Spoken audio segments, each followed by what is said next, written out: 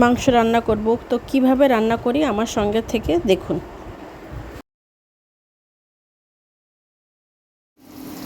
মাংস রান্না করব, তো কিভাবে মাংসগুলো রান্না করব সেভাবে দেখুন। প্রথমে আমি এখানে লবণ দিয়েছি আর হলুদ দিয়ে আলুগুলো একটু ভেজে নিচ্ছি।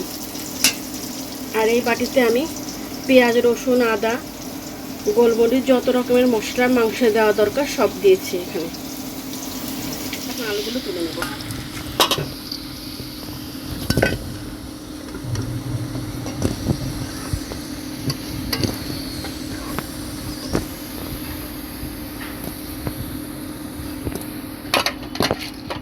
এখানে আমি সব মশলা দিয়ে দিলাম।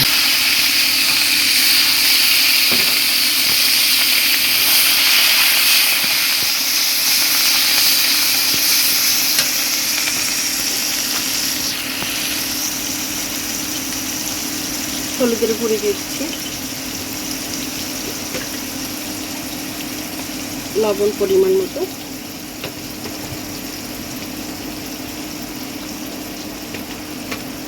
আর আমি শুকনো জল বেটে দিয়েছি, শুকনো মরিচ বেটে দিয়েছি, আর শুকনো মরিচের গুঁড়ি আবার দিচ্ছি একটু। এখন আমি মাংসগুলো দিয়ে দিব। এই মাংসগুলো এখন দিয়ে দিচ্ছি আমি আস্তে করে। এভাবে মাংস রান্না করে খেয়ে দেখবেন, দেখবেন ভীষণ ভালো লাগবে। বেশি করে কষাতে হবে মাংসটা। আমি বাটা মশলা দিয়েছি, গরম মশলা, তারপরে এখন আমি দারচিনি দিয়ে দিলাম আর একটু।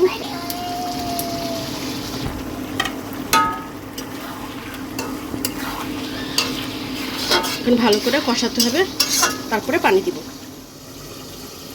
এখন উঠে দেখবো কি অবস্থা। এখন কষানো হয়ে গিয়েছে, কত সুন্দর একটা কালার আসছে। এখন আমি আলুগুলো দিয়ে দিব, ভেজে রাখা আলুগুলো দিয়ে দিচ্ছি। দিয়ে আমি আরেকটু 2-4 মিনিট কষাবো।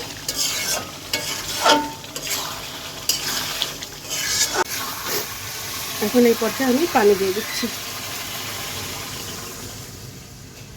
দিয়ে ঢেকে রাখবো। রান্না হয়ে গেলে আমি আপনাদের পরিবেশন করে দেখাবো কেমন হলো। পাত্রে ঢেলে নিয়েছি। এই পর্যায়ে আমি একটু জিরার গুঁড়ি দিয়ে দিব, তাহলে ফ্লেভারটা ভালো আসবে।